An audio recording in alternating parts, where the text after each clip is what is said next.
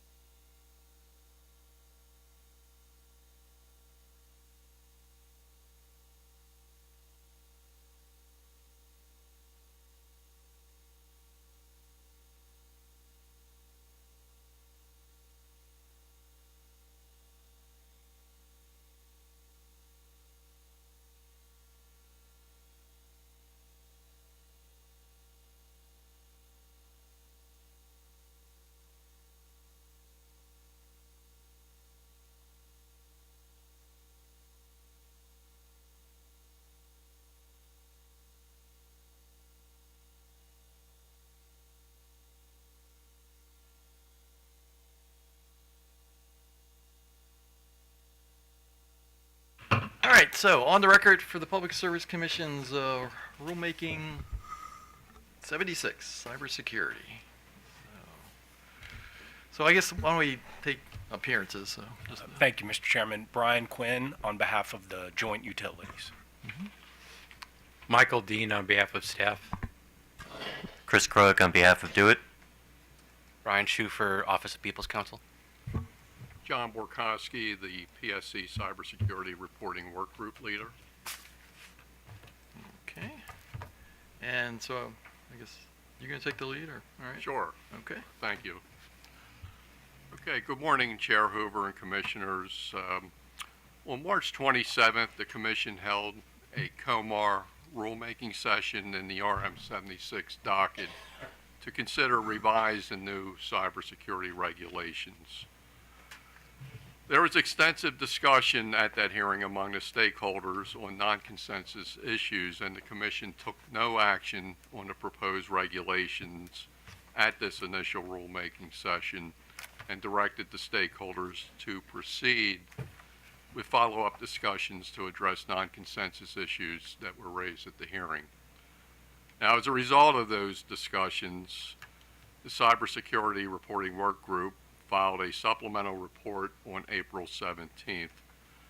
And this supplemental report describes the results of the additional efforts by the parties in RM76 to reach consensus given the feedback received from the Commission during the initial rulemaking session. And the supplemental report also stated that the work group has achieved consensus among the parties on all outstanding issues raised at the RM76 hearing on March 27th, with the exception of cybersecurity incident reporting.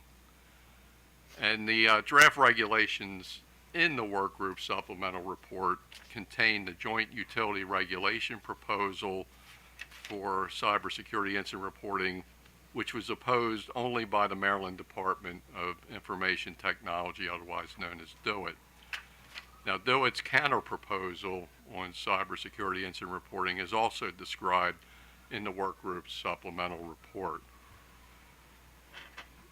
On April 26, the Commission issued a notice of additional rulemaking session in RM76 docket to be held today, June 11th, and also indicated that to the extent parties wish to provide additional written comments, they shall be e-filed by May 22nd, and both the joint utilities and PSC technical staff filed comments on May 22nd. Now, staff's filing proposed some non-substantive editorial changes, which I recommend that the Commission adopt. The joint utilities also submitted a filing, and the joint utilities are collectively BGE, Chesapeake Utilities, Delmarva, Potomac Edison, Pepco, Schmecco, Choptank, Columbia Gas, and Washington Gas. And in the joint utilities filings, they raised a further non-consensus issue regarding confidentiality concerns, and they also submitted a related regulation proposal associated with these confidentiality concerns for consent decrees and civil penalties. These concerns were not raised during the work group meeting subsequent to that initial RM76 rulemaking session, and therefore were not addressed in the work group supplemental report on April 17th. Now, the Office of People's Counsel submitted comments yesterday, June 10th, in response to the joint utility comments regarding their confidentiality concerns that were filed on May 22nd. And these OPC comments also included a counter proposal to the utilities regulation proposal. So in summary, unless the Commission has any questions, I recommend that the Commission adopt the consensus regulations as described in the work group supplemental report. And I also propose that the main focus of today's discussion be on the remaining two non-consensus regulations, which are number one, cybersecurity incident reporting, and number two, the joint utility confidentiality concerns associated with consent decrees and civil penalties. Now, regarding the cybersecurity incident reporting non-consensus issue, the main parties in opposition are the joint utilities and DOIT. And for the confidentiality non-consensus issue, the main parties in opposition are the joint utilities and OPC. So with that, leave it for the chair to direct the parties. Well, actually, any questions for Mr. Burkowski before we? Just as we go into today's discussion, as far as the work group, is this something that is ongoing? Is this something, given this is a very dynamic area, the whole cybersecurity, I just wanted to find out how this, we would continue to address issues and developments as a commission going forward. Thank you, Commissioner Richard, for the question. The cybersecurity reporting work group was formed in 2019, and we continue to meet regularly to address cybersecurity issues. In fact, we still have a number of items to work through associated with implementation of the Cybersecurity Critical Infrastructure Act. It was, passed by the Senate in 2022, Senate and House in 2022. So we're continuing to work. Great, that's my only question. Thank you, Okay. Mr. Chair. So let me turn to the joint utilities, and why don't we deal with one issue at a time? So just Sure. start with issue one and give me your thoughts on what you would like us to do. Thank you, Mr. Chairman. Brian Quinn on behalf of the joint utilities. Thanks for all the parties for their hard work getting to this point. And thank you to the commission for listening and hearing us at the last rulemaking session. I just want to reiterate before I jump in, we've discussed our reasoning in our May 22nd comments, and I'll summarize those very briefly. But I think it's important to note that 3 months ago, when we had this first hearing, there was non-consensus on several items. And now we're at the point where, we've reached consensus amongst the parties on everything except for one party on the crucial requirements that we're going to talk about incident reporting. So I think it's important to note that the Maryland Cybersecurity Council, who was here last time, they're not here today, they support the proposed regulations in the supplemental report, whereas 3 months ago, they were not at that position. So we really think going back to the work group and having continuing deliberations really helped and brought us to where we are today. It's not a perfect, but I think that's worth noting. And now, looking at DOIT's issues here today, they're really the same. They're in the same position as they were 3 months ago. They continue to insist that the DOIT manual be incorporated by reference, and if that's not the case, then the cyber incident reporting procedures in the DOIT manual should be adopted. That's the same position they had 3 months ago. And as we've explained both in our prior comments and in our May 22nd comments, the DOIT manual may be appropriate for if if the joint utilities were a sister state agency. But again, that's not the case. The DOIT's not helping with incident response. All the reasons you've heard at the 4-hour hearing we had last time and in our recent comments, the DOIT manual will result in needless and unnecessary reporting of trivial incidents that have no impact on operational processes. And we don't take this position lightly. I mean, the joint utility group includes some very large companies that employ experienced cybersecurity staff that live and breathe frontline cybersecurity on a daily basis, and they've looked at the DOIT manual and discussed it within the work group almost for a year now. It's been several months, at least not only 3 months ago, but leading up to that. So you've got a lot of cybersecurity professionals that have looked at this for a long time and just continue to think that the DOIT manual is the wrong approach. We mentioned the specifics that we had the issues we had with the Do It manual, the last hearing, the use of the terms exfiltration and other broad terms would result in needless, unnecessary reports. And we just don't think that's the right way to go. And it's not only us who agrees with that, now it's the Maryland Cybersecurity Council and others. So we think that's important to note.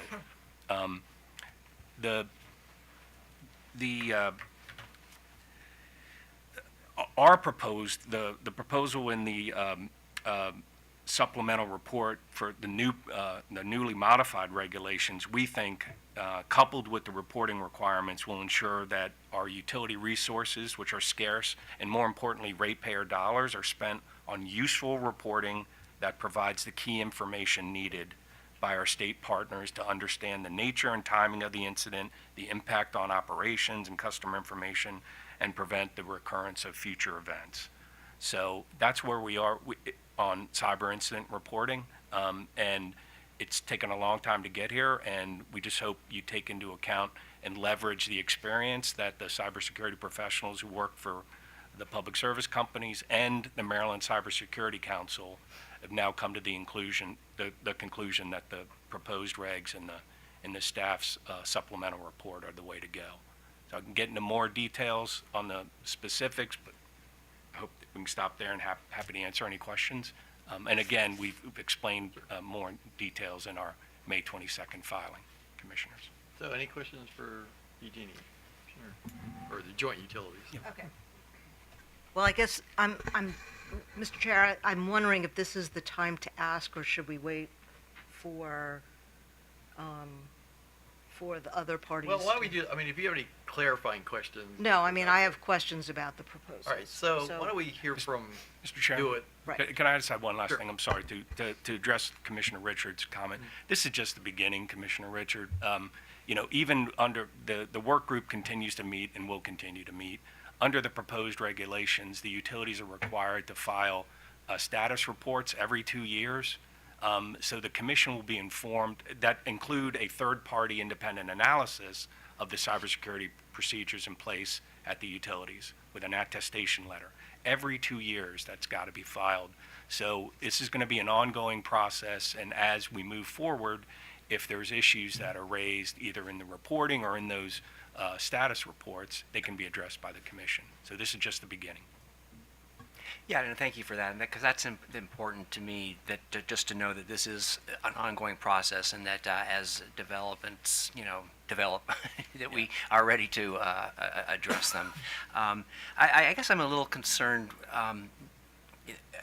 by your characterization, I guess, of some of the needs of the Do It as needless and trivial, though. That I don't know if there's a better way to phrase that. I understand that too much information and at times can be unuseful because you don't know how to cipher through it. But can you clarify what you mean and why you use the word trivial and needless in your discussion? And I don't think I said their concerns are needless and trivial. I just said the manual will result in needless and trivial reporting. And it's not only us saying that, it's the witnesses we had supporting us at the last hearing. You're going to get thousands of reports a month, and maybe more. And the experts who work for the cyber experts who work for the joint utilities have been looking at that manual for months now and have concluded the use of those terms, exfiltration, all those items, and we've explained this in our prior comments, but I can get into a little more detail. But those broad terms and concepts will lead to multiple needless reports. I understand. The cyber experts can disagree on the contours of cybersecurity reporting, and that's what you're seeing here. But we just hope that you would take in and leverage the experience and knowledge of the utility cyber teams and the Maryland Cybersecurity Council, who think the regulations as drafted today are a more bright line way to give the utilities comfort that they're complying with regulations and not vague terms that are used. that may or may not result in anything useful, certainly you need to consider the cost and the time spent on these reports, and whether or not it would generate any useful information, both for our ratepayers or for the state, generally speaking. And again, Commissioner, we talked about the difference between information sharing and incident reporting at the last hearing. We stand willing to talk more about information sharing, which can be done without regulation, can be done with MOUs, and we mentioned all that the last time, and fusion centers that they got in New Jersey, and the utilities stand ready and willing to work with DeWitt and the state on information sharing procedures, but not under the threat of enforcement and civil penalties that could come about as a result of these regulations. So again, just that distinction is important. We hope we made that clear. Okay, yeah, I appreciate that clarification and the discussion. Thank you. Thank you, Mr. Chair. Okay, so why don't we turn to the department and you can offer your thoughts on this. Thank you, Mr. Chairman. Good morning, Commissioners. My name is Chris Kroick, Director of State Cyber Resilience. Also with me is Lance Cleghorn, Director of State Cybersecurity. Thank you for your consideration of these regulations. The importance of critical infrastructure protection, such as the cybersecurity incident reporting guidelines we are here in part to discuss, continues to be reinforced in the news through continued implementation efforts towards the White House, EPA, and National Security Council's March 18th letter to governors covering water and wastewater critical infrastructure, and the April 30th White House National Security Memorandum on Critical Infrastructure Security and Resilience. It is in the context of that importance that I want to review the position of State CISO and Office of Security Management due its cybersecurity subject matter experts responsible for state cybersecurity governance and operations at the direction of the State CISO. In accordance with the direction of Maryland State Public Utilities Article, Section 5-306, subsection D, paragraph 2, the State CISO and OSM developed incident reporting guidelines to include guidance on the identification of a reportable incident, the timeline of reporting, and the manner of reporting. This guidance was developed with an objective to better understand the threat landscape facing the state of Maryland and enable three key outcomes: better prioritization and preparation of state defenses, including direct protection of state public entities and developing support for lesser resource partners, such as small or local utilities, identification, synthesizing, and deployment of timely, anonymized intelligence to protect state public entities and partners in near real time, and better positioning of OSM to fulfill an expert advisor role, providing subject matter expertise and guidance to the General Assembly, this Commission, policymakers, and partners. During the prior rulemaking hearing, our utility provider partners raised three core concerns with the execution of OSM's reporting guidelines. I want to take a few moments to recognize and respond to those concerns. OSM recognizes that the state is neither responsible for nor has the authority to perform incident response activities on behalf of a utility provider. As written, the guidelines serve to enable OSM in a supporting role, providing actionable intelligence or recommendations to a reporting provider and its peers, which they may freely integrate or dismiss at their discretion. OSM also recognizes the disparity in resourcing of utility providers and the challenges reporting or other requirements can impose. This disparity precisely underscores the key outcomes of the reporting guidelines to better position OSM to provide support and guidance to partners, particularly those lesser resourced. Finally, OSM recognizes our utility provider partners' concerns around compliance enforcement. The State CISO would like to emphasize that OSM is not a regulatory body and has no authorities to levy penalties. The reporting guidelines as proposed were developed in accordance with Maryland State Public Utilities Article, Section 5-306, subsection D, paragraph 2, and represent the goal of better protecting the state. OSM encourages the Commission to favorably consider any utility provider's good faith efforts to execute the reporting guidelines if or when contemplating enforcement actions. OSM would also like to recognize two key operational concerns presented by our utility provider partners. First, a lack of understanding of the MITRE ATT&CK knowledge base and difficulty applying it to incident reporting. Incident identification, response, and reporting are inherently highly technical activities, and attack is an industry-recognized lexicon for describing the tactics, techniques, and procedures associated with cyber attacks. Following the last rulemaking hearing, OSM connected with the MITRE ATT&CK team to discuss OSM's proposed usage of attack. The MITRE team shared that tight integration into incident reporting processes may be unique, but reinforced attack's establishment of a common lexicon to facilitate communication with precision while allowing for flexibility to a changing threat landscape, elements critical to incident reporting. MITRE also shared their ongoing participation in regular workshops and discussions including attack with utility providers and other industrial control system and operational technology partners, and attack's usage as a common standard in sharing and analysis of threat intelligence. The MITRE team made a standing offer to engage with any interested parties in educational and subject matter expert workshops, something OSM would be pleased to facilitate or jointly participate in. Related, OSM would like to acknowledge the difficulty in identifying and classifying reportable incidents and the utility provider's concern around the count of reportable incidents. This difficulty underscores the need for a common evaluation and reporting language to precisely identify and describe incidents while allowing the flexibility to support a constantly evolving threat landscape. The alternative would be explicitly enumerating reportable events across 100 or more pages of brittle definitions that could rapidly become obsolete or insufficient.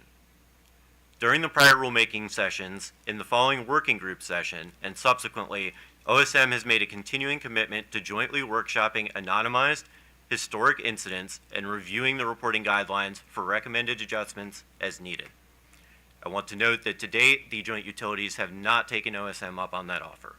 And OSM does believe wholeheartedly that doing that workshopping would allow for arrival at a clarity and consensus as to what important reportable events are, and if that differs from the guidelines as written, that would be something that we could then revisit in future iterations of those guidelines.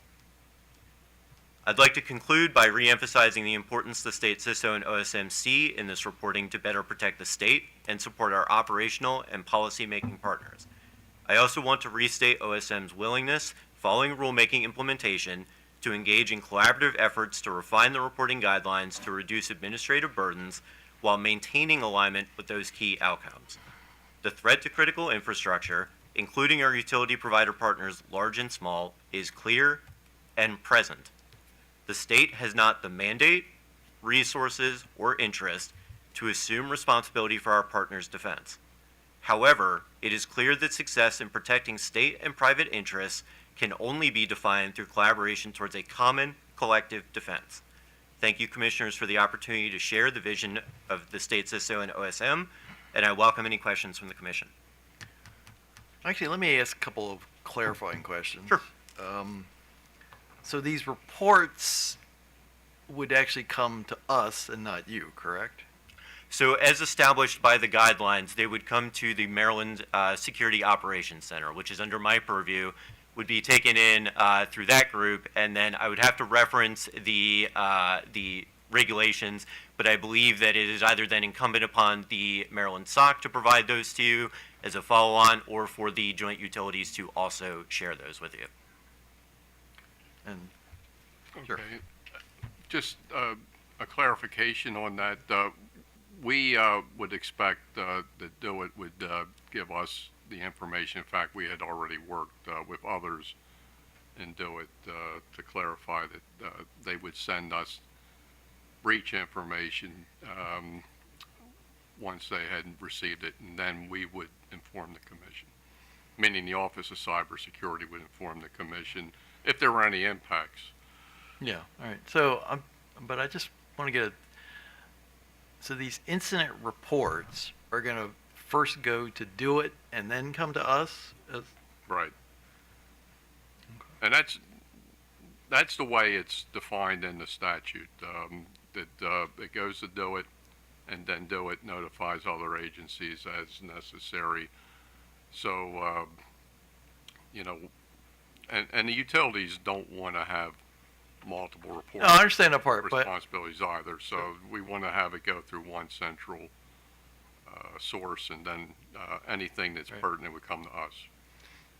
and DOIT's not concerned that, you know, this warning that the utilities offered that you could literally be flooded with incident reports, you're not concerned about that. Yeah, thank you, Chairman. I think that's a great question. I think it's a reasonable concern. However, this is where DoIT has repeatedly made the offer to jointly workshop those historic anonymized incidents. The joint utilities have mentioned that they, did some subset of analysis on historic incidents against these guidelines and said, hey, we came up with X number of reportable incidents out of that. And if we multiply that out, that would come to Y across, a month, 1,000, whatever that number is. OSM strongly believes that should we jointly workshop those incidents, that we will actually arrive at a consensus that is a much smaller number than that. And for the joint utilities, I guess you still got concerns about this future process, right? Yeah, yeah. And let me just clarify a couple things too, Mr. Chairman. The proposal in the supplemental report, those regs that are before you that are supported, that we support, and the Cybersecurity Council, they are consistent with federal guidelines, with that NERC SIP 8 we talked about at the last hearing. So these definitions and reporting requirements are something that we're telling you are consistent with the federal government. The MITRE ATT&CK framework and this other language, we're not aware of any other state or the federal government that utilizes this MITRE ATT&CK for reporting. Let me give you an example of, if I could, because maybe I didn't do a good job of explaining that it's the term exfiltration, that's included in the DoIT report, right? The DoIT manual. Quote, it includes identification of non-public data attributable to your organization in a forum, such as the dark web, inconsistent with the expected handling of that data. And our response to that is that happens, information attributable to a company isn't necessarily an indication of a cyber incident. We've explained this during the work group a bunch of times. There's a lot of data dumps happen all the time, potentially sensitive things. Again, without more, that's no indication of a confirmed breach or anything. So it's use of language like that. There's others, like I said, with impact and that the utilities are telling you will result in multiple thousands of reports that aren't helping anyone, that take valuable and scarce resources away from the utility when they should be dealing with a possible incident or wasting ratepayer dollars. I understand DoIT's concern. We share that concern, and we live and breathe cyber every day. It behooves us to make sure our systems are secure. We're coming from the same place, but we just think starting off with the DoIT manual is just for all these reasons we have concerns with it. Instead of adopting a manual that we would be who knows if we would be in compliance or not. It's just not as clear to us as the proposed regs that we have in the supplemental report. I'm sorry, I went on. No, that's fine. So one other question for DoIT. Is there any other industry that's situated like this one is that you deal with? Financial regulation, yes, for example. But still, I mean, the state has some regulatory authority over banks and financial institutions, but it's not quite. I guess what I'm trying to think of, is there an analogous situation to what we have here, where we are the supervisors of the public utilities, and so they respond to orders and directions from us, but they are a private business by and large. From a state perspective, not anything comes immediately to mind, Mr. Chairman. I'd say that there are regulatory bodies across various different sectors. For example, the healthcare sector within state agencies, or regulatory authority, I should say, not necessarily oversight, but nothing that's necessarily analogous to what we're talking here that comes immediately to mind. Mr. Chairman, if I may, I would like to respond to two of the points that the joint utilities made, though. The first is in terms of the number of reportable incidents. I lean back on OSM's offer to workshop those historic anonymized incidents And again, very much believe that were we to undertake that effort, that we would arrive at a consensus of a much smaller number of incidents that should be reportable. And maybe I'll reference back to our prior rulemaking hearing in an example that was brought up. There was an analogy to someone walking down the street and jiggling doorknobs on front doors. From DeWitt's perspective, that's not something that we want to know. That's not really relevant to us. But if we consider a neighborhood where interspersed within that neighborhood are houses that represent our joint utilities or other critical infrastructure, and we think about someone that is going down the street, jiggling doorknobs, and when they identify through some means, let's say a sign or otherwise on a house, hey, this is a joint utility house, they spend a little bit of extra time. And not only do they jiggle the doorknob, but they look in the window and they see there's an alarm system of a particular type and the lock on the door is of a particular manufacturer. And then they leave. And then they come back with tools specifically designed to bypass those controls that they've identified. That is something that DeWitt would be interested in seeing and knowing, and is something that would materially allow us to assist not only our state agencies and local partners, but our other partners, for example, the lesser resourced, smaller utilities or local utilities, of a particular clear and present threat. I think that if we workshop these incidents and we do come out with thousands or more reportable incidents, I want to say that that indicates to me a much more imminent and grave concern. If there are thousands of incidents of the form of exfiltration of data, because that's sensitive data that's resting out in the dark web or wherever else, that needs to come from somewhere. If it's sensitive data, it's not being publicly posted, presumably. It came from somewhere, presumably within the joint utility environment, from either an insider threat or a malicious actor that's gained access to that environment, taken that data, and posted it. Also want to speak to the suitability of the COMAR and federal regulations. So contrary to the joint utilities' assertion of their suitability, OSM contends that explicit instructions for identifying and reporting incidents are needed, particularly because the standards that currently exist have demonstrably failed. Against the backdrop of an escalating threat, persistent attacks, and increasing federal and state concerns about the security and resilience of critical infrastructure, the Maryland Cybersecurity Council noted in their comments for the original rulemaking hearing that, quote, in 2022, there were a total of 2 SIP 86, that's the NERC guidelines for reporting, reports for all 6 regional reliability entities covering North America. In 2023, there were 8 in total, none of which were from Reliability First Region covering Maryland. And that, quote, NERC annual incident reports to FERC indicated that these results were surprising, quoting now NERC, given the pace of cyber activity. These reporting numbers, in the face of regulatory requirement to report, do not represent the cyber activity that the White House, the National Security Commission, and cybersecurity experts have indicated is currently facing critical infrastructure.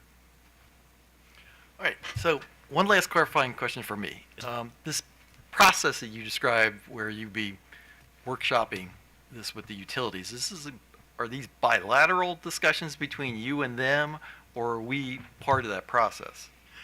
You could be part of that process if you wanted to. My recommendation would be bilateral with the joint utilities for us to review those historic incidents, come to some consensus or non-consensus as the case may be, and then potentially propose updates to the guidelines that DeWitt has developed.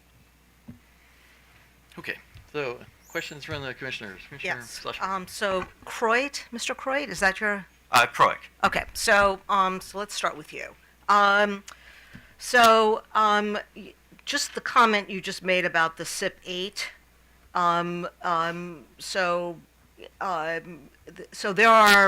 SIP 8 has critical infrastructure reporting, or they define sort of critical infrastructure incursions, but then they separate out what is reportable. So everything is everything that could have sort of caused an incident it's all defined as an incident, and then they look to what's reportable, and then they also then further distinguish between high impact, medium impact, and low impact.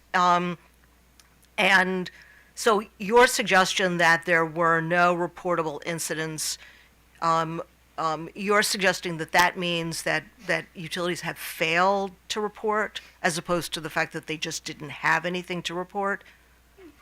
Commissioner Suchman, I can't answer that question with, confidence in the accuracy of my assessment, but I would say that my personal opinion or belief is that it is likely there should have been reportable incidents that were not reported, not because utilities failed in their affirmative duty to report, but because in their interpretation of those guidelines, they felt that they did not match those criteria. Okay. So what you're saying is that NERC SIP 8 is failing, notwithstanding the fact that there are lots and lots of folks that are sort of engaged, and it is, in terms of SIP standards, it's one of the most active in terms of sort of reviewing and engagement. You're suggesting that that at least for the bulk electric system, the NERC standards are failing. Commissioner Suchman, I believe that NERC effectively, issued that same kind of opinion based on their statement that the lack of reports was surprising given cyber activity, and it was following that observation that an effort to review the SIP 8.6 guidelines was undertaken. Okay, are they in the process of reviewing those now? I believe that process is still ongoing. Okay, well, you know that all of the SIP standards all the standards are under constant review, Sure. Which is why it's SIP 8.6 it's the sixth iteration of those standards. Sure. So, I guess I'm sort of troubled that you would make the conclusion based on no data, and then use that as justification for us to sort of impose a sort of higher threshold here. So, but be that as it may. So, in response to the chair's questions, the reports come to you to do it first. Do you have the discretion on whether you then forward them to us? No, I do not believe that I have discretion on whether or not we then forward those Okay, reports. so any reports you receive immediately come to us so that we know what's going on in our industry. And once you receive those reports, what do you do with them before you move them on to us at this point? It would just be a triage and intake so that the team can identify that it's a report that falls under these guidelines. They would notify me, and then we would execute whatever process we develop for that reporting, whether that's, to report directly to John, if that's something that goes to the commission, whatever that reporting structure would look like. Okay, so I'm getting the sense from the conversation we're having this morning that you're not interested in getting reports on any incident. You're just interested in getting reports on incidents that matter? Yes. Okay. And that you would workshop with the utility to make determinations about what's important. And your expertise in the energy industry is you have people within DoIT that sort of know the industry, understand the industry. We have both cybersecurity experts. We do have limited experience within the energy sector, but we also have partners across CISA as well as other federal agencies that can support us as well in developing any guidelines or processes. Okay, so you're workshopping with the utilities. The utility says to you that jiggling of the handle actually is really important, but the looking through the window is not. Would you trust their judgment in this workshopping, or would you sort of say, well, but we have our own area of expertise and we're going to come in and tell you, no, you have to report that? No, that would be the intent of a collaborative process. I can't necessarily say that we would arrive on the side of, hey, looking in the window is not important, but we would want that to be a discussion where we understand why is looking in the window not important. And if in jointly working with the joint utilities as well as with other partners, the consensus from experts is, no, that's really not important. That doesn't represent a threat to that critical infrastructure. Okay. Then that's certainly something that we can revisit in the guidelines. Okay, so for SIP 8, how they've sort of determined what is reportable is based on whether the incident would have a high impact, medium impact, or low impact on bulk electric system. Would that kind of criteria make sense in on the distribution system, so that instead of having sort of more general definitions, the onus could be, for example, on the utility to say, utility, you identify what are high impact systems, and those are the systems that are reportable, or maybe a subset of medium, but low impact are systems that to the extent that there's an incident on those do not have to be reported. Is that something? I mean, it seems to be working. Notwithstanding your concerns about reporting on SIP 8, it's, they've gone through 6 iterations of SIP 8, and that seems to be something that works for them. Sure. Yeah, Commissioner Sussman, my recommendation would be less a categorization of the systems and more a discussion of the impact of a given event. So we can talk about, any given event, the jiggling of the handle. What is the impact to either the information technology or operational technology systems of the utility?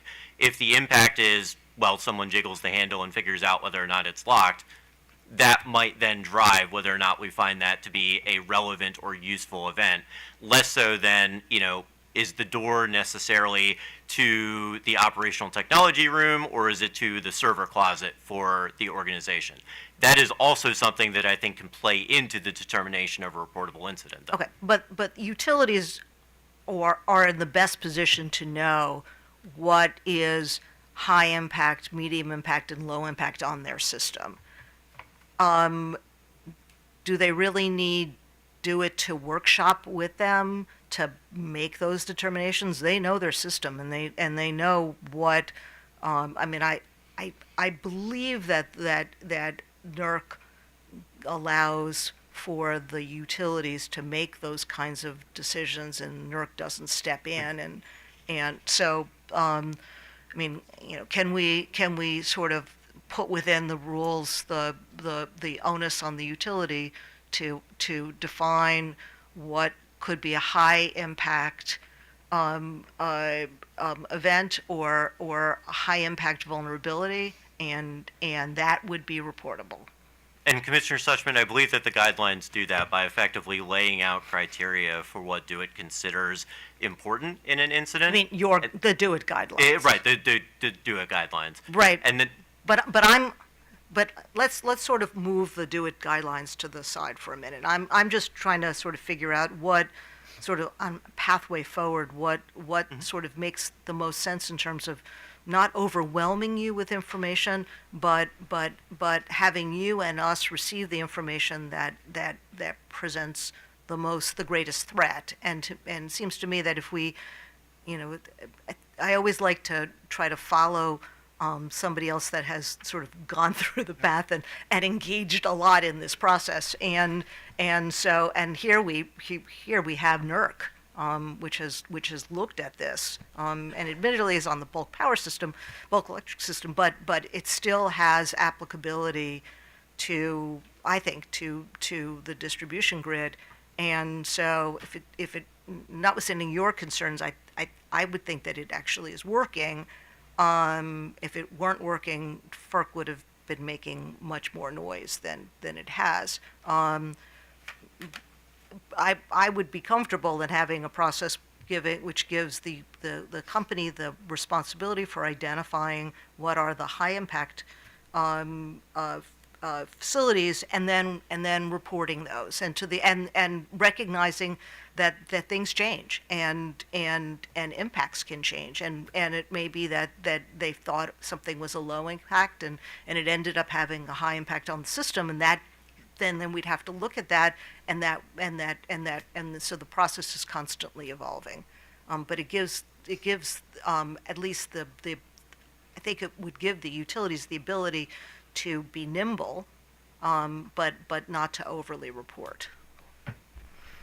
Commissioner Suchman, I think that is one path forward. I would contend that the more explicit definition of guidelines for determining what constitutes a reportable incident are important. Again, I would just underscore that FERC made the observation themselves that the number of reports received under the SIP 86 guidelines were not really representative of the cyber activity, and we've continued to hear, escalating alarm from all across our state, local, and federal government as to the Okay, importance. I'm not aware of that. I will take a look at that. But I guess turning to you, Mr. Quinn,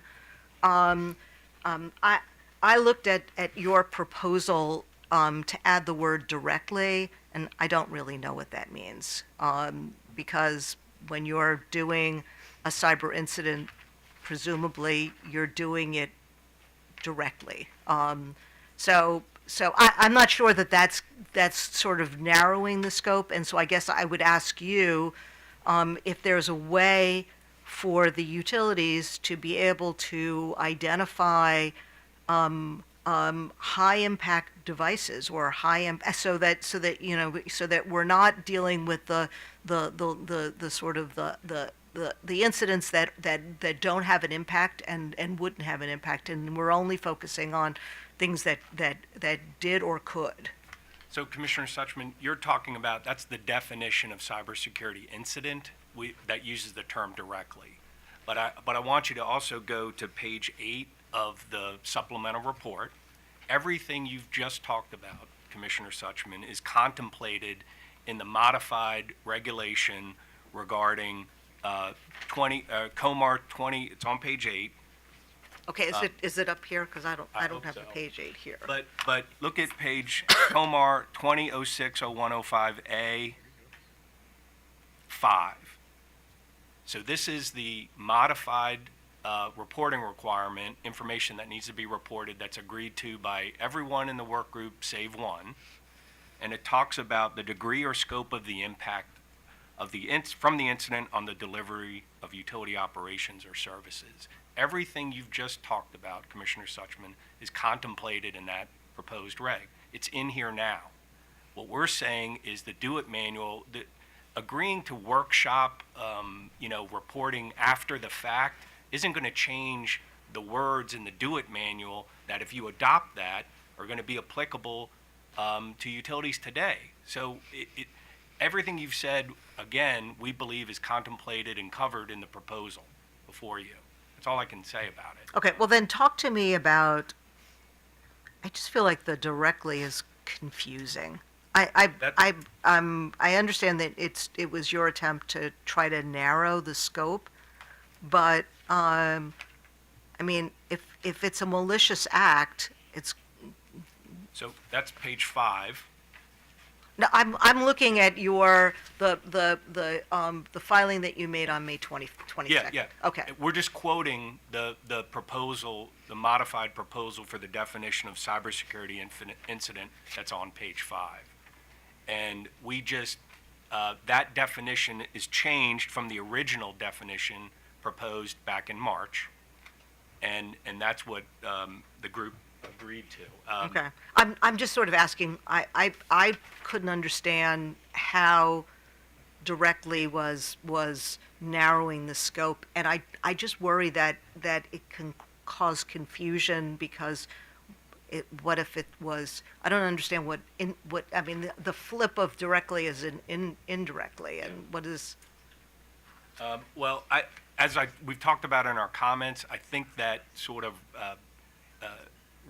indicates a targeting aspect to an incident, but I can leave others. I wasn't.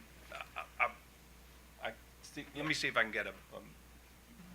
Because I had the sense, I had the sense. I don't necessarily disagree with the Commissioner. Okay, I'm I just mean, I trying had to the sense that understand. in the filing, it seemed like you were trying to compromise by having it be more targeted, and I actually think it just creates more confusion. At least for me, I couldn't understand what directly meant, so then you're gonna have a debate about whether something sort of was a malicious act that was supposed to go to some other system and that indirectly affected the cybersecurity device, and therefore it's not an incident, even though it caused, cascading outages. I just, I'm not sure.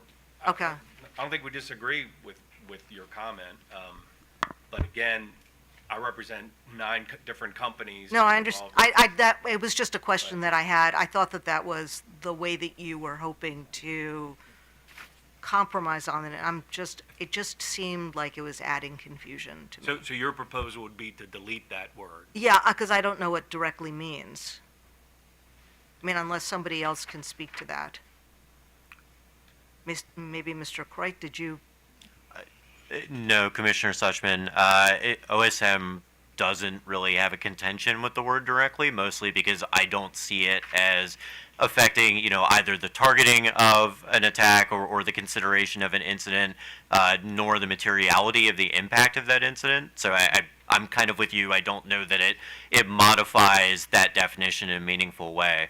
I don't want to pull us away from your question, but I do want to highlight that I think there's a more core or fundamental difference in definition between what DeWitt's proposing and what Joint Utilities is proposing, which is in the specificity of the cybersecurity device versus spelling out those systems or devices for which these guidelines, whether we adopt the DeWitt guidelines or whether we adopt the Joint Utilities perspective, would be Well, applicable. that would have been my next question. Is you don't think that cybersecurity device includes this list of hardware, software, and related services, smart grid? I would be more comfortable with it being spelled out. I think the difference, if I recall correctly, in cybersecurity device as it was footnote defined, is specificity in production or delivery systems, or those involved in delivery Yeah. versus, generically IT systems, software, applications, operational technology devices. Right. And Mr. Quinn, do you have It's a defined term earlier in the proposed regs, the cybersecurity device? Yes. Okay, Which so includes- let's go to that. which includes hardware, software, Okay. so. Mr. Croit, is that, I mean, as long as it's defined, that's what it is. So the key difference there is the conclusion of that definition used for delivery of electricity, gas, or water, or systems that store customer information. OSM's contention is we should effectively drop that portion of the definition and just leave it as, those IT systems, operational technology systems, et cetera.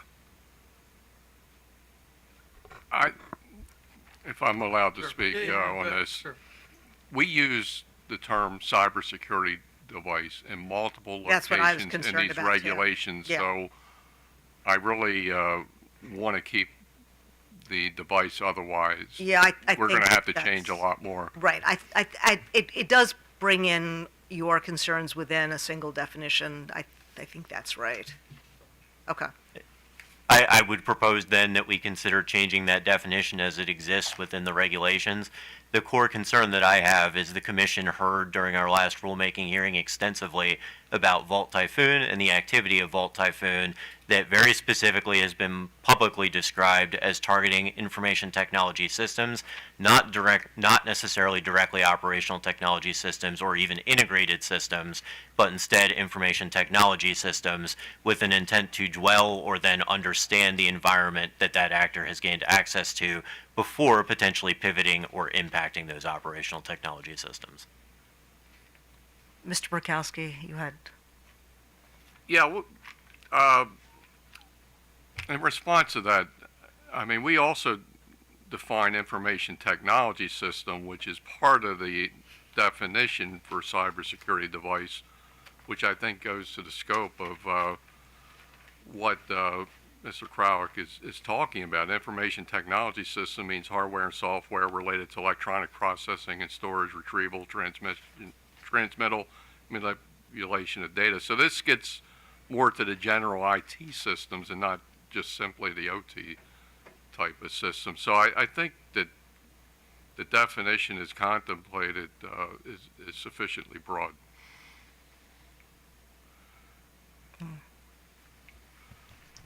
Yeah, I kind of agree too. I mean, you can get bogged down in words, and lawyers always like to streamline things to the extent we can. I think your issue is subsumed in the definition. Sure. If there's consensus that in the dual definition, the concern raised is covered, I have no problem with that.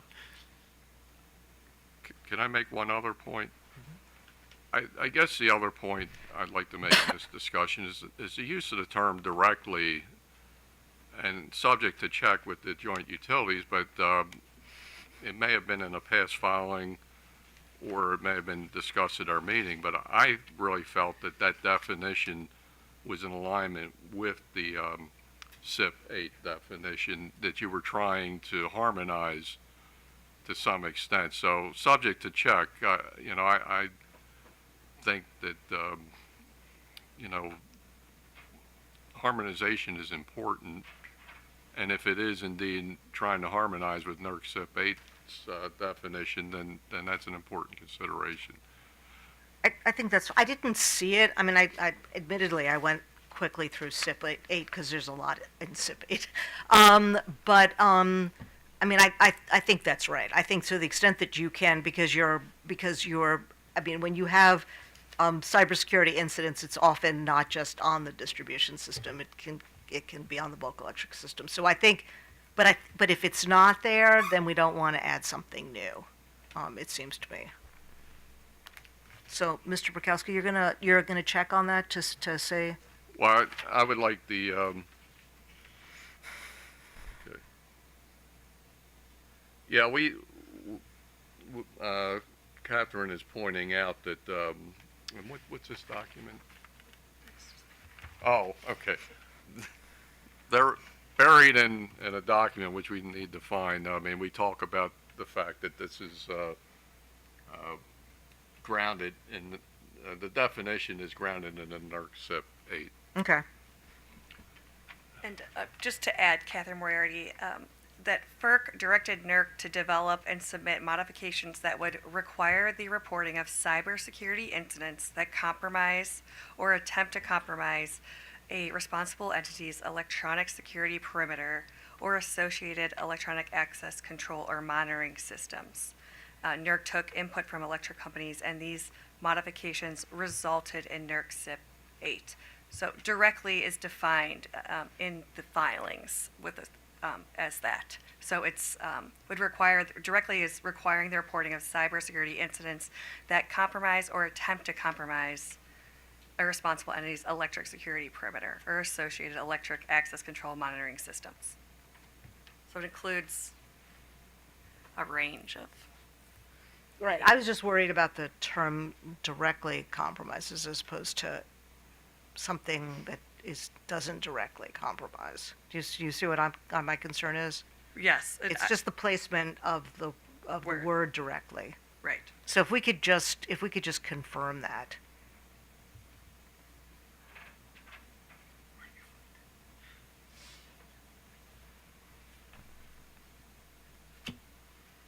Okay. I think that's all the questions I have. Mr. Richard. Thank you, Mr. Chair. Let's see, we've already had a pretty robust discussion here on all these issues, but maybe I could just ask Mr. Crowe, is there a concern at DoIT that if we were to go ahead and go now with the joint utilities, the consensus language, this would preclude further discussion with the utilities, moving in the direction of the OSM, you call it the workshop to try to work with the utilities to get the information. Is that a concern, or can both happen? Can we go with the consensus language, and would this be able to continue, perhaps in the the work group? Thank you, Commissioner Richard. I appreciate that question. I think it's a good question. I think that OSM is happy to continue to collaborate with the Commission, with the joint utilities, and with other partners on, what these incident reporting requirements mean, as, defined within the legislation. However, I would say that absent the guidelines that effectively spell out what DO-IT is kind of setting aside as, important incidents, I don't know that there's a lot of value in that workshopping, in so much as at that point it's really up to the joint utilities as to what they consider reportable. DO-IT's opinion at that point doesn't really enter in. Okay. And DO-IT remains an active participant. Is that true in the work group? Yes, for those working groups where we're aware that discussion of these incident reporting requirements or otherwise, are of subject, we will continue to participate as able. Okay. And do you find that the commission is responsive to concerns raised in the work group of DO-IT, and as far as the importance of getting the information that the state needs? To my knowledge, yes. We've had our we're having our second rulemaking hearing here, which I think represents that, willingness and engagement. Yeah. Okay. And maybe if you could just help me understand how you work with the Maryland Cybersecurity Council, and I'm just interested to understand kind of how the DO-IT has diverged at this point with the council on the recommendation of that we should adopt the consensus language. That's a great question, Commissioner Richard. I'd like to maybe make a distinction between not filing comments and necessarily agreeing. I know that might be a distinction without meaning in terms of consensus or non-consensus, but I'd like to propose that I'm not actually certain what the Maryland Cyber Council's position on, the two kind of non-consensus proposals are, and which one they would assert should be adopted. Okay. No, I appreciate that, because I'm trying to understand this as well. So, I think you've answered all my questions. Thank you. Maybe I could actually just one for industry. Is the industry open, and are you stating today that you would be willing to work in the work group to try to look at the OSM, the workshopping, of these issues? Yes, Commissioner Richard, the answer is yes. And again, that's consistent with our offer to talk about information sharing processes and how that would work. All of those continued discussions can further an information sharing further discussion and how that would look like, different from incident reporting. So I think it would be worthwhile, and we can commit to continuing to do that through the work group. Absolutely. Great, thank you. Thank you, Mr. Quinn. Yes, sir. Thank you, Mr. Chair. Okay. Can I be recognized? Sure. Go ahead. As a follow-up to Commissioner Suchman's question. We did, and thanks to Catherine, we did find the reference in the joint utilities filing that, which is our supplemental filing on May 22nd on page 5, talking about how their definition is proposed is grounded in NERC SIP 8, as evidenced by the use of the term directly. And then they go on to further state that all parties other than DO-IT support the revised definition of cybersecurity incident because by including the term directly, it captures the targeted nature of an approach rooted in the tenets of NERC SIP 0008. So that's where the term came from. Yeah, if you could just, if you can find the definition, that would make me a little, mostly because I'm concerned about the word directly, because I'm not really clear about its use in the definition. If NERC has defined cybersecurity incident this way, that will have been years of litigation on this that gives me more comfort. But otherwise, Mr. Burkowski, you understand my concern. Right. Yeah, so I just, doing something different, we have to have a good reason for doing it. And so, All right, I did find the NERC definition.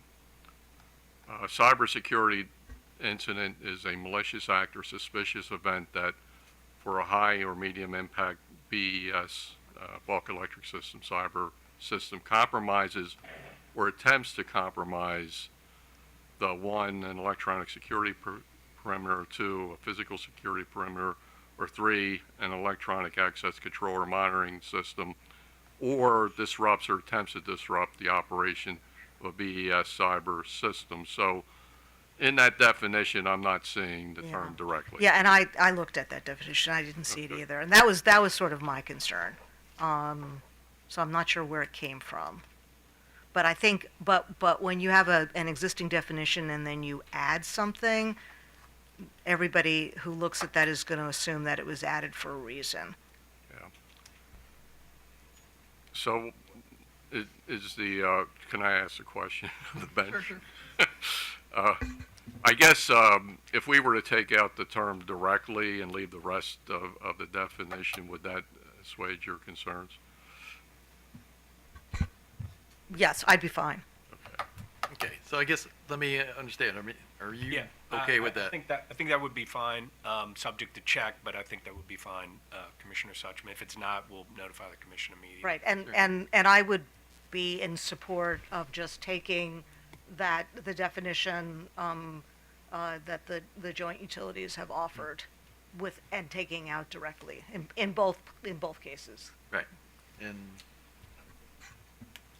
okay, so let's do that. So we're gonna adopt the definition of cybersecurity incident as put together by the work group leader, the joint utilities, and although just before I leave that, OPC and staff didn't necessarily have an issue with this, right? No, Your Honor. Okay. No, all right. no issue from. All right, so we will, for the definition in O2B9, it will include cybersecurity incident means malicious act or suspicious event that compromises or was an attempt to compromise a public service company's cybersecurity device. Ready? So next issue is the public disclosure, right? Well, I think, what do we do about the 059? Yeah. 'Cause that was just a definition. That was just the definition. There's the whole issue in section 5 about reporting. The incident reporting requirements. The definition is one thing, the reporting Okay. requirements are another. But, and the current draft regulations do not include use of the Do It manual, correct? Correct. Okay. Questions on that? I maybe just a comment. I mean, the concern I have, I mean, thing about rulemakings is that they're mandatory and enforceable. So when you have, unless you're really clear in the regulations that guidance is guidance and is not mandatory and enforceable, and there are, it creates a problem as opposed to just, here, I mean, I'm hearing a commitment to working with Do It, and then you said it yourself that the guidance are really just that, to guide the companies. I'm just worried about putting something like that in rulemaking if the intention is not to make it mandatory and enforceable. So Commissioner Suchman, I think the inclusion, by text or by reference, which was another question that we can touch on if the commission wants to touch on that as well. The inclusion of those guidelines are specifically to provide that left and right boundary of how to define whether or not an incident is reportable. I go back to the state CISO's statement that we're not a regulatory body and we have no authority to levy fines. So from our perspective, we're kind of removing ourselves from the nature of enforcement and saying that, good faith effort to abide by those guidelines, if they're adopted by the commission here, should be considered in any enforcement actions that the commission considers taking. Well, we just talked about what was reportable. And to the extent that the commission at some point thinks that the guidelines themselves, I mean, we would have to study the guidelines. We would have to go through them.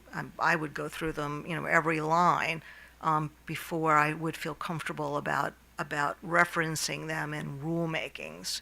And the problem is then every time you change the guidelines, we'd have to change the rules because we're going to be referencing earlier guidelines. I'm just, I guess the question is that going to make you comfortable? I mean, because we're gonna have to keep changing the rules. Yeah, so I think that kind of touches on the inclusion of the guidelines by reference or, by direct text. Initially, OSM, and really OSM continues to support the idea of by reference. We could reference a version number if that was the desire, but specifically for ease in changing those guidelines. So in other words, if we do this but the work problem out- is you could change the guidelines. And We wouldn't necessarily like the way you change them.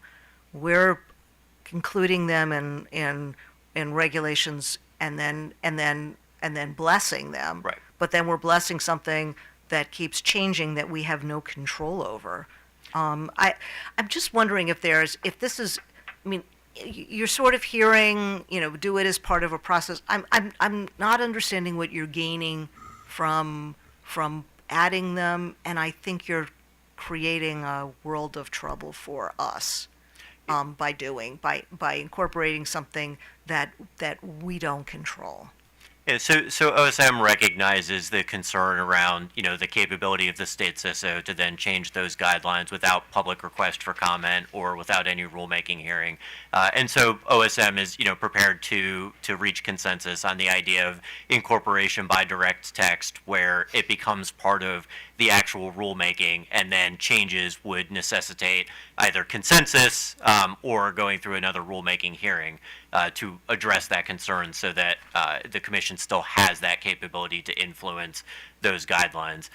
As far as the importance of the guidelines, I just rest back again on the statement of FERC that reporting to, and let's be clear, mandatory, legally required guidelines for the federal level really did not match their expectations on the basis of cybersecurity activity and triggered their own review of their own reporting guidelines, which is still underway.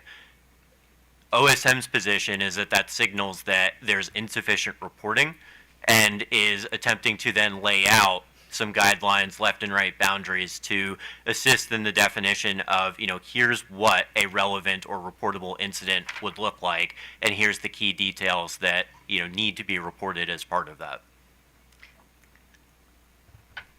I'm thinking about it as a lawyer, and I'm just having trouble I'm having trouble sort of understanding how utilities feel like they're going to be able to be in compliance because their guidelines, they're not enforceable, and then we don't have control over guidelines that could change, so we'd have to engage in rulemaking, but in the interim, we're looking at guidelines that we don't like because they've changed. I'm not seeing the upside of doing this, and I'm seeing a lot of downside. So, Mr. Chair, that's all I have. Sir, Richard. No, I don't really have a lot more to add. It just again, I was looking at this whole section of the joint utility, the consensus language on reporting and definitions. That's kind of how I was approaching this, and probably arriving at the same position as Commissioner Suchman, but really I see the value not to necessarily be very specific, very in the regulation, but hopefully have a process by which through our work group that we can be responsive, we can be nimble to to react to whatever the current threats are, and make sure that we are providing the state, providing to it with the information needed. And that's why I like this idea of continuing, making sure that these regulations are what were intended by the legislature, but at the same time making sure that we have, as a state, the ability to, again, make sure that where we are supporting the requirements of do it and our cybersecurity. I would note that I think as a state we've been, pretty, I always hate to say we're ahead of all the other states, but literally my first day and first hour on the job here in 2016 actually, I arrived and then they said, we have a meeting over at BGE because we're going to be talking about cybersecurity. And we were one of the few states doing that at the time. So I think we want to continue to make sure we're out front. I think we're very aware that our region, our institutions, our infrastructure, our particular interest to our adversaries to attack. So we want to do all we can. And I just feel like, again, the approach we should be taking today is having that flexibility, being nimble to respond. So again, long-winded. I said it was going to be short. I wasn't. Long-winded. Just say I at this point would want to support, Mr. Chair, the joint utility / I guess consensus language in this first section we're talking about. So just so I'm straight on this, the competing versions are for Comar 20.06.01.05A is this list of 7 items that would be required to be part of the report that utilities would make, correct? That's the joint utility Right. proposal, and then That's being recommended by you and others. was being recommended by the work group in the And supplemental report. The competing version is this sort of 5A, 5B process? Yeah, it's laid out, the competing version's laid out starting on page 9 of the supplemental report, and it covers 05A, B, C, and D. Great expansion of those. Okay, well, actually, I'll make a motion that we adopt the joint utility consensus reporting requirement. Commissioner Fleischman? Aye. Commissioner Richard? Aye. I vote aye. All right. So moving on. Okay, so the only remaining non-consensus item is on the confidentiality concerns raised by the joint utilities and the alternative OPC counter proposal. So Well, actually, why don't we, since you're making the proposal, we'll start with you first. So. Thank you, Mr. Chairman. So, as you know, OPC filed supplemental comments yesterday, and asked for leave to file those because, we would originally we still support the the proposed regulations regarding compliance and enforcement in the supplemental work group supplemental report, starting page 12. At the time we thought they were consensus, but didn't realize they were not. So we asked leave to file supplemental comments. I'll have to say again, we still support the version that's in the work group report, but viewing the utilities' concerns, primarily regarding the cybersecurity risks that they believe are posed by even publicly releasing even like heavily redacted notices of violations of cybersecurity regulations, which we don't necessarily agree have the same level of cybersecurity risk as the utilities believe it does. But if the commission wants to or agrees with that sort of risk and concern, we had an additional proposal to essentially take if we accept the utilities proposal, which is to essentially keep all proposed consent orders and civil penalties fully confidential indefinitely, unless the commission makes a specific determination otherwise.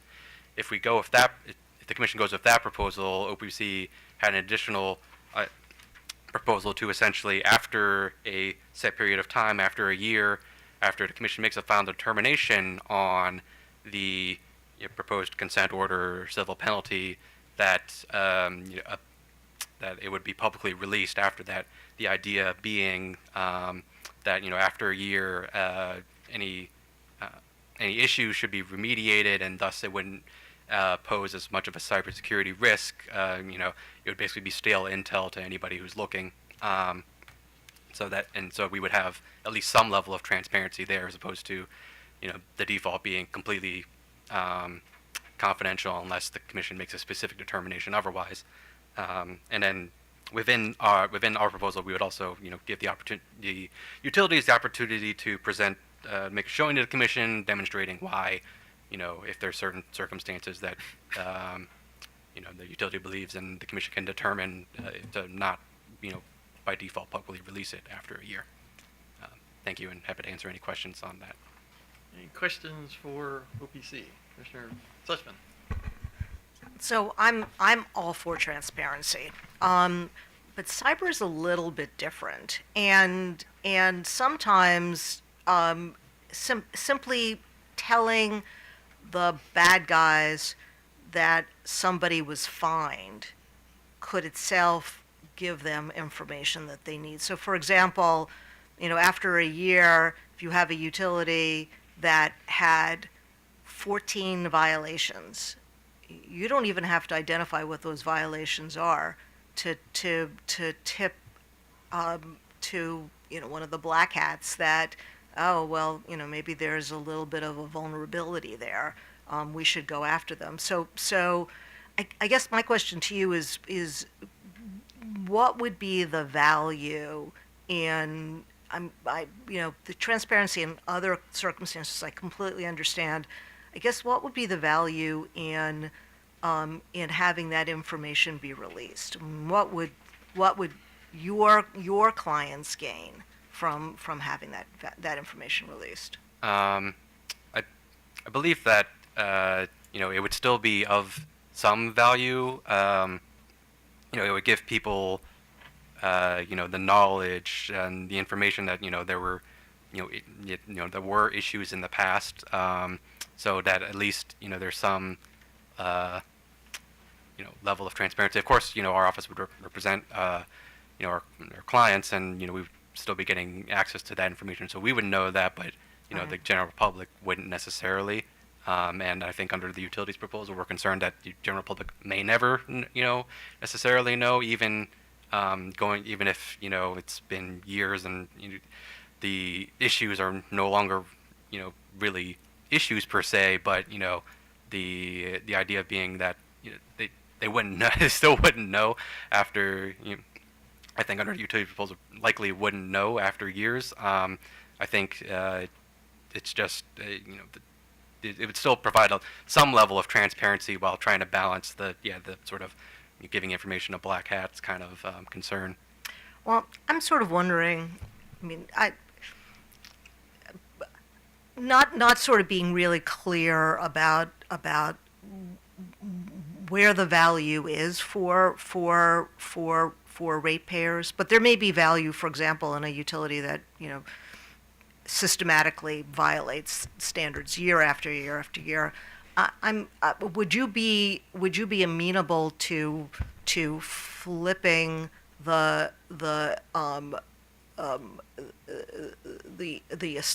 presumption so that the presumption is that this information is never disclosed, but OPC could come to us and ask for disclosure of particular information when there's an egregious event that continues on. We'll have that information, you'll have that information.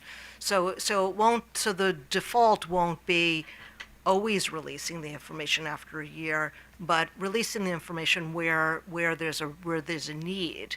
And that really would then you'd come to us where you sort of have a demonstrated need, and we'd be able to sort of consider that and then disclose it if the commission finds that there's value in having the public see. I think our office would prefer just to have sort of the default on the other side. Yeah, I'm just really, the thing about the black hat community is that they don't need to have a lot of information to be able to glean something. So, we think, well, if we just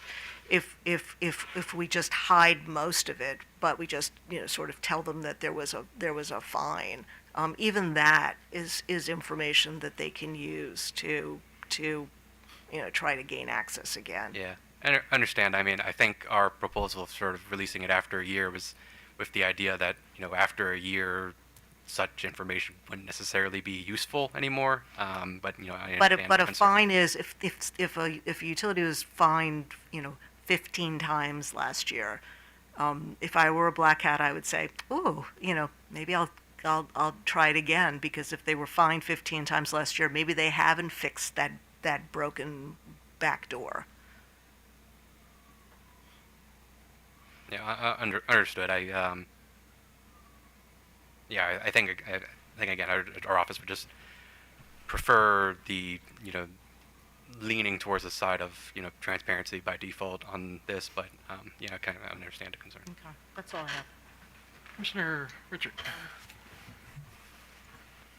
Just in your discussion on how these documents would be redacted, is that something that you would work collaboratively with the utility, or how would that come about, and who would make the decisions on what needs to be redacted for certain purposes? Yeah, I think I think we would work we would be happy to work collaborative. I think it would probably largely be directly the Office of Cybersecurity and the utility Okay. who would work on that, the Commission's office. But we're happy to also take part in that. I guess in terms of public, I guess what I was thinking in terms of the sort of public release after a year. Again, repeating myself, but after a year, it being more stale, we could release like most, hopefully, and release most information publicly, not have to redact as heavily. Would be the idea.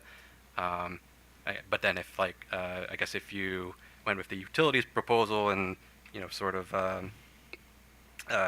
case-to-case basis, release things and redacted, then I think it would, again, it would probably largely be the sort of the actual, working out what's to be redacted. I think largely would probably be conversation with the utility and the Office of Cybersecurity, and we would, participate in that to any extent. Yeah. Okay. And just interested in Commissioner Suchman's, I guess counter proposal to your counter proposal. How would you will have access? Is that correct, to all these incidences? Yeah. And then you would have a chance to take a look and determine things that are of particular of concern. Does that undermine, given that you as the People's Council representative, as the representative for ratepayers, residential ratepayers, does that give you at least some of the transparency you're looking for? And do you have a concern about threshold issues of how you would, I guess, get across it may make public what the documents. I'm just trying to weigh, because I'll be honest, I do like the counter proposal that you offered, and I agree that it goes to the accountability of the utility. I think Mr. Quinn several times brought up the fact that there are dollars at stake. These are ratepayer dollars, and I think questions of prudency need to be reviewed and determined, which only will come from, I guess, accountability and some transparency. So I'm just trying to figure out where you find that this makes it impossible for you to do your job as far as holding the utilities accountable, both for their responsibility and for the money that they're spending on meeting this requirement. Yeah. So like I said, I think we prefer to lean towards the side of transparency by default here. I think it's specifically in regard to Commissioner Suchman's proposal.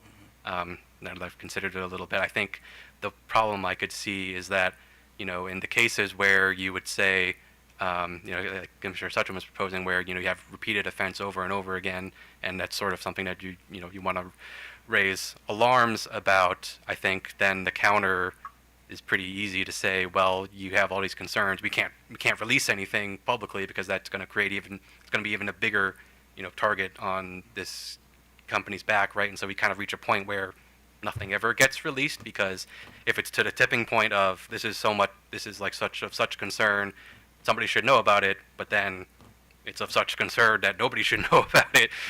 So I think there's sort of you sort of catch 22, and so I think you might end up in a situation where kind of nothing ever really gets publicly released, which I think is not really what we want, or I think necessarily. But again, just help me understand that, because that would be of concern to me. But if the People's Council has all these incidences and feel there are few that really need to be vetted, have sunlight of day on them. Right. Why don't you feel that you'd be able to, I guess, bring those to the commission and get redacted copies? Well, no, we could certainly bring them to the commission and see. I think what I was thinking of is that I think it would be difficult. I think it would be a difficult decision for the commission in those cases, right? Because we would say, oh, this is a major problem that people should know about.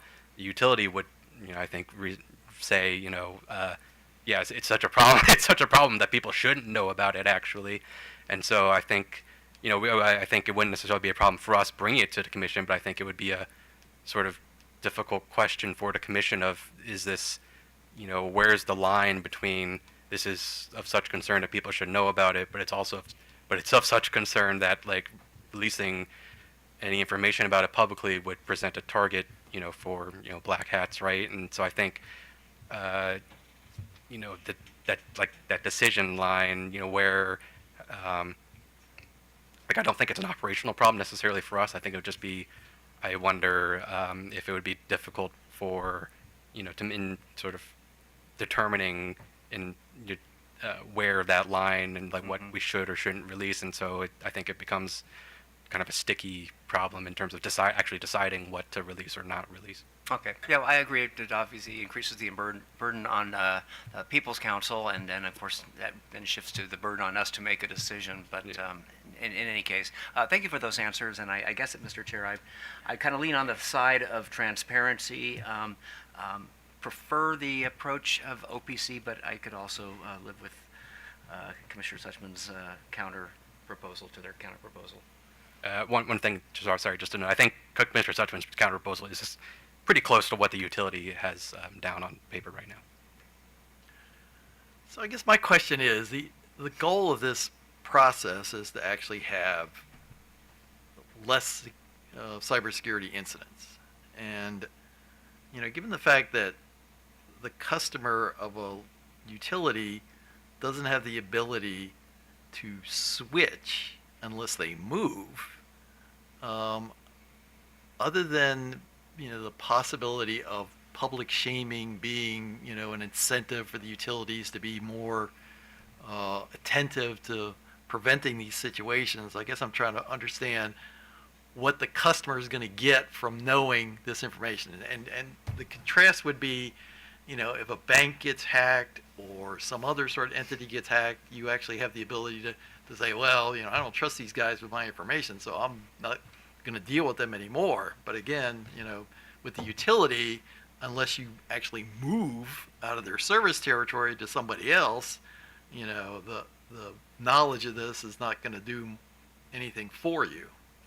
Yeah, I think it's largely sort of the, I don't know if public shaming is the word, but sort of public knowledge, perhaps puts additional incentive on the utilities to make sure that their customers don't have incidents in it, such that your customers don't react angrily to their representatives or the commission itself or whatnot. But I think that's largely the primary benefit I can see. Okay, so Mr. Thank you, Mr. Green. Chairman. Yes, the joint utility proposal is on page 11 to 12 of our comments from May 22nd. And that's the the language we would support that gives the commission the ability on a case-by-case basis to release the information, and under that language, OPC could petition or bring a claim to the commission to release publicly a consent order or civil penalty. So that's a little different from the supplemental report proposed regulation. So that's in our comments. Commissioner Suchman, you read my mind. Everything you've said, we completely agree with. If it makes you feel any better, FERC and NERC looked at this exact issue in 2020 and heard from federal, state agencies, a lot of stakeholders, and decided against even releasing redacted versions of consent or penalty orders. So this is well-trodden ground at FERC. A lot of national experts, federal, state agencies participated in that. And again, it's the benefit cost analysis that Commissioner Suchman, I think you were going for, and same with the chairman and Commissioner Richard. You know, what's the benefit here? And on the other hand, the cost of even releasing any data point out into the world can be mined with other data points and can provide bad actors with a roadmap. So again, we think that our proposal strikes the right balance. I appreciate OPC, thank them for sharing their proposal with us, and we looked at it amongst the joint utilities and considered it. And we really think we agree with what FERC and NERC did, which is FERC and NERC said absolutely no release, period. But we think at least providing the commission on a case-by-case basis is a way to perhaps be a little more compromising on that. But that's, we've talked about those reasons, which you've already covered in your comments. So, any questions for Commissioner Suchman? So that OPC can be clear, I mean, I think it's assumed. I mean, you can change this B to read, any party may request that the commission, and then, do you see what I'm saying? So Yeah. that, you know, that on a case-by-case basis is obvious, but it gives you at least some clarity that you, OPC, and it could be some other party, may request that the commission, I mean, you can sort of play around with the language, but you understand where I'm. Yes, yeah. Yeah, and Commissioner Suchman, just on that point, number one, the parties are sort of listed above who are copied on a consent and civil penalty order. So those are the parties. But I guess so. It's those who we're talking about, and also we would probably need to be careful about how OPC would contact the commission to request. Yeah. So, and we may need to wordsmith some language. Yeah, there. and I didn't want to wordsmith Yeah, here, but yeah. but I think just to make it clear that OPC can come to us and ask for release of information on it. I think that's contemplated by that, but I We work. agree, but Yep. sometimes it's just, you know, it's better to put it on paper. yeah, well, you could just put upon the request of OPC or something like that. But and again, practically how that request would be made is also important, because you certainly don't want OPC making a public filing with the commission. So we probably need to think. I don't know if you need to put that in the reg. Maybe you do, but we need to think about how that would work. How a party like OPC would request. Yeah, no, I see what you could, because just the filing itself is a release of Well, confidential yeah, information. I hadn't brought up, but yeah, there's sort of a question of how the filing to the commission in the first place would kind of work, because the commission was, or as the utilities were saying in sort of their comments, and you were mentioning, like, even sort of how confidential filings on the commission's website work now, even that's sort of a data point in their opinion. So it's sort of a question of how that would work.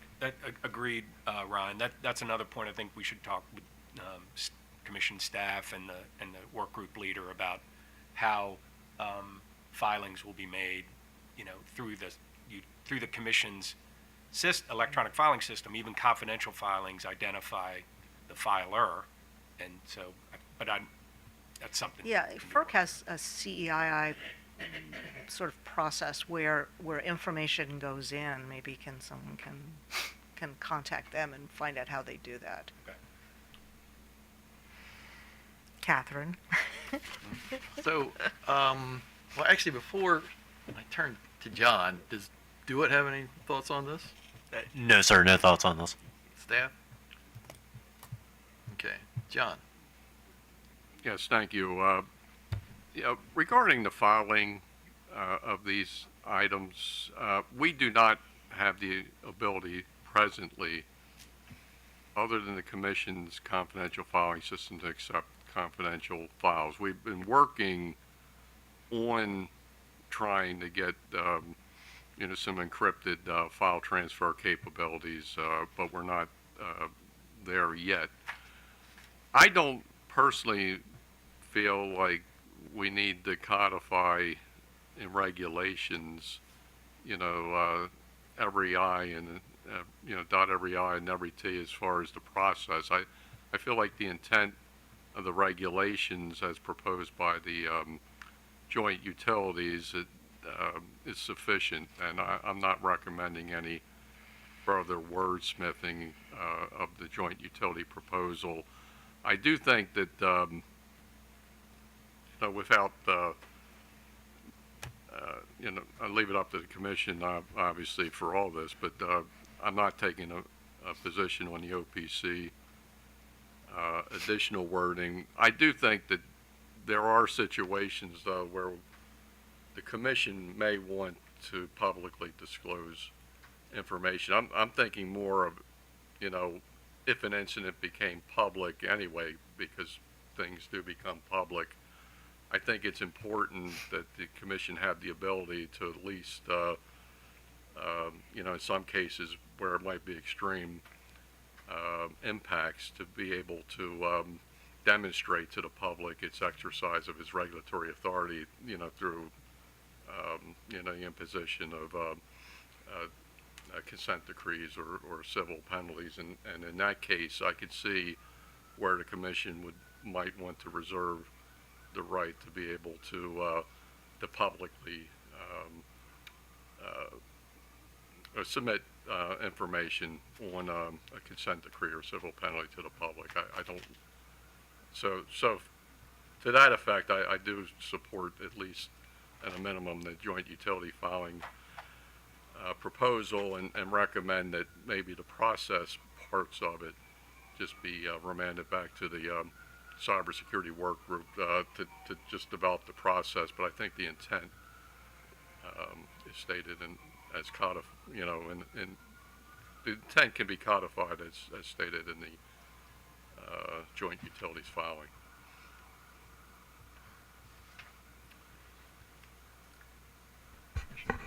Okay, so what you would like, and I think this makes sense. So you would like to be able to the extent the Commission may on its own, as opposed to being requested by a party. Right. And that can just be put in the language. So the Commission may on its own, or at the request of a party to the consent order. I mean, because that's going to be, the OPC is going to be part of the consent order, correct?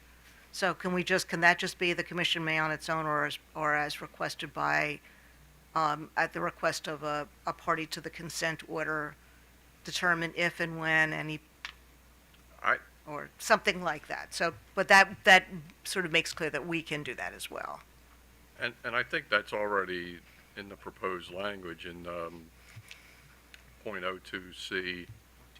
On a case-by-case basis, the Commission may determine if and when any portion of a confidential. Yeah, I mean, it's just to also give the parties to the consent order the ability to also come before us.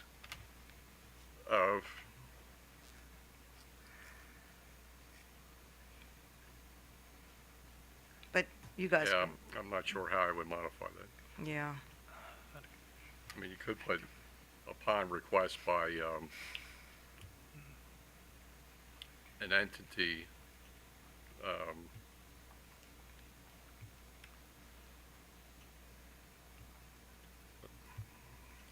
but then you also want to be able to, on your own, be able to, on a case-by-case basis, determine. So I guess there's some wordsmithing that could be done, but I don't have a proposal right now. Give me 2 minutes. No, no, Well, I mean, if you want, we can give them 5 minutes. If they want. Yeah, we Do a you short want to take lunch a and break then come back. and come back Yeah. with something.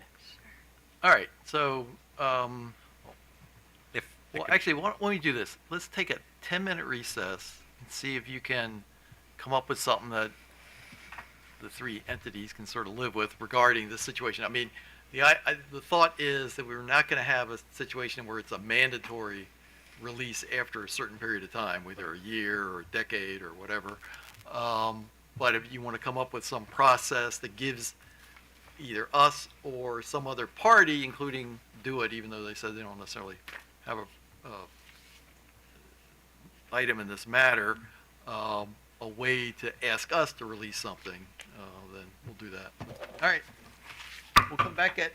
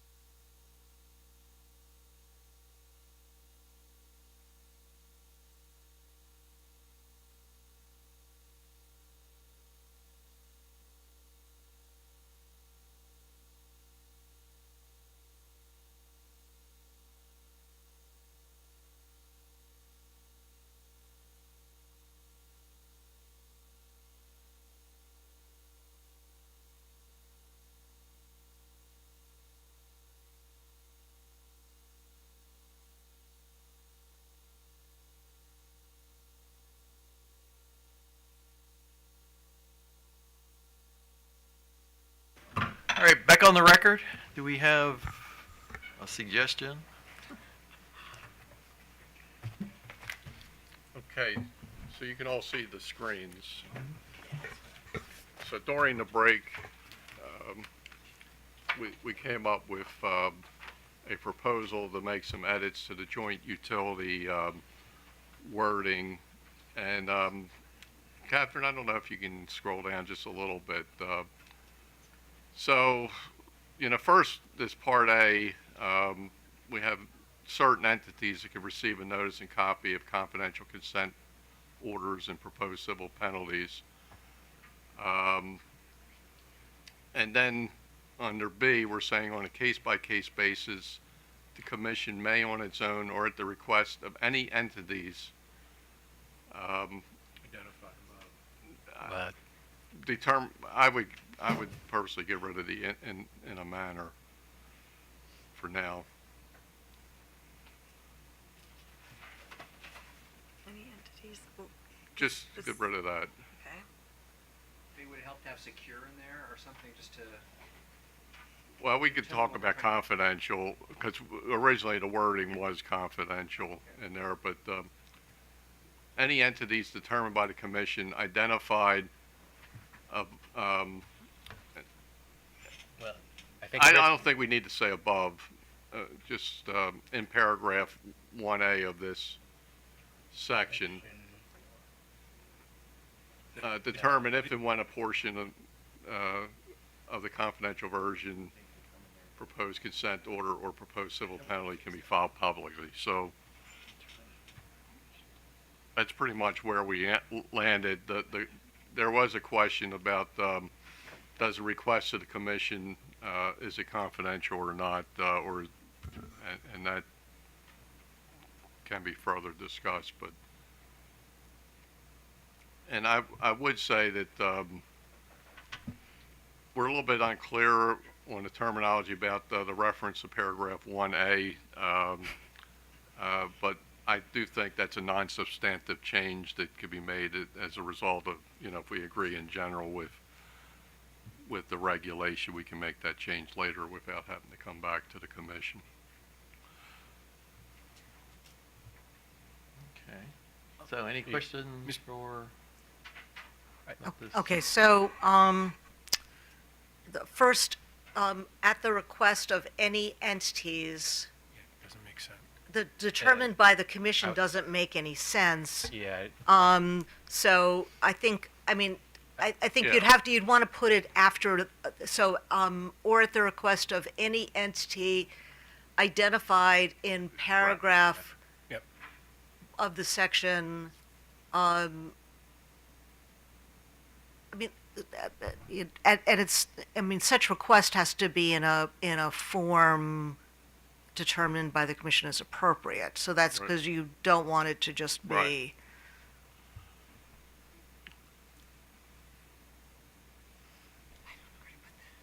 Where should I put that?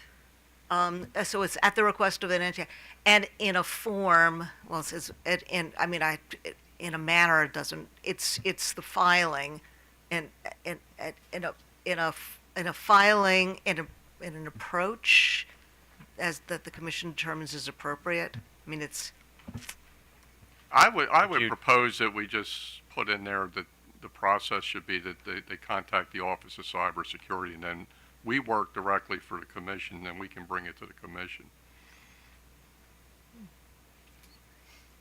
So, I'm also a little unclear on how you would make a Yeah, but- request before knowing what form that request should take. Yeah, I was gonna say, and Yeah.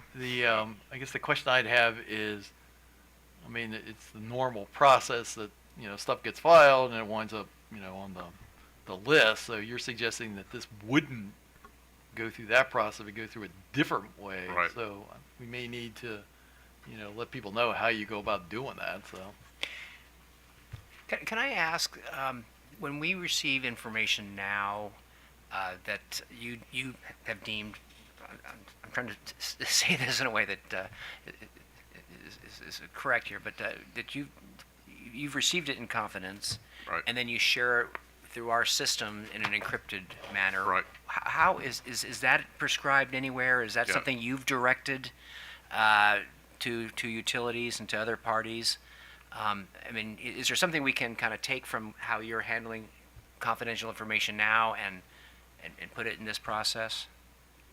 Well, the way it's handled now, in response to your question, Commissioner Richard, is that we take the information verbally from the utilities. Okay. We don't want them to email it to us.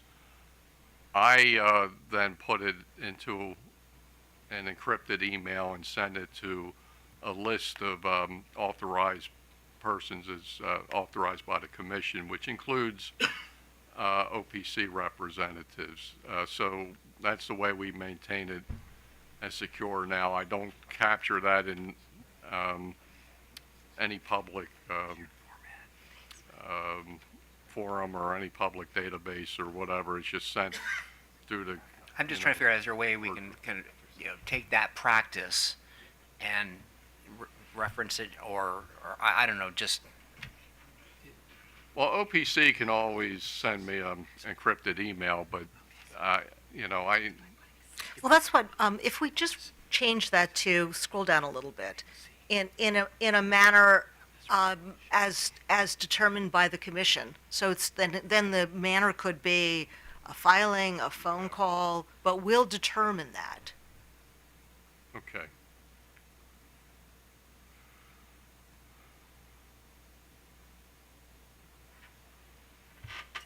Oh, So Determine it's, appropriately delete. yeah, so that, you're right. Okay. So whoever is making the request, they have to do it in a manner that we've already determined. Okay. Maybe in a manner specified by the Or a commission. manner not- specified by the commission. Yeah, so not Right, that's using actually determined better. twice. Right. Okay, and then that, John, that'll include phone calls. Yeah. Okay. If and when, sorry, I'm kind of talking out loud here, but if and when any portion of the proposed consent, do we need the confidential version in front of proposed consent No. order? I think we delete that. You can delete confidential version. Yeah, I Any would just. portion of the proposed consent order. portion of the, okay. Well, John, how do utilities now know to follow the protocol that you It- follow? It's in the regulations that Okay. exist now. We have a breach reporting regulation that exists currently.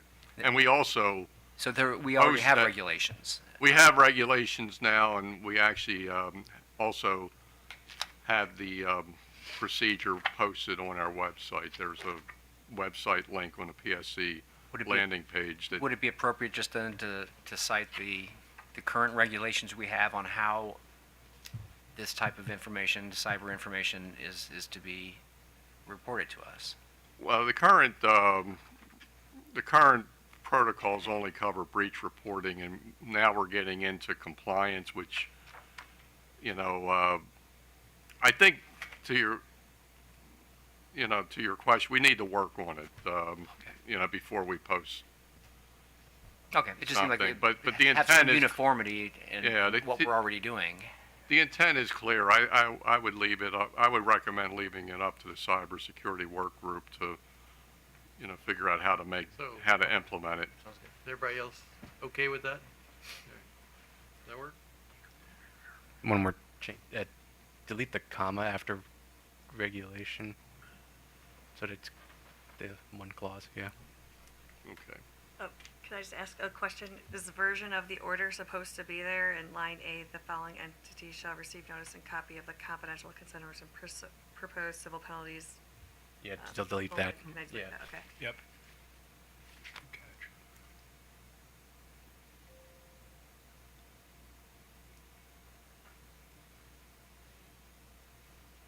Okay, so I would also add the commission may, comma, and then on its own or at the request of it.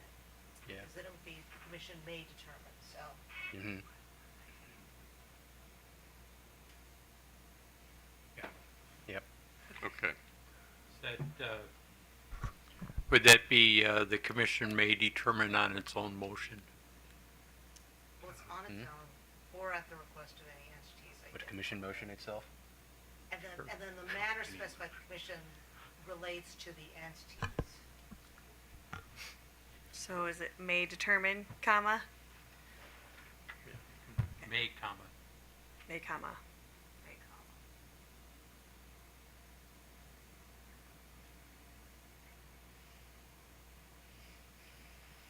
I think that works.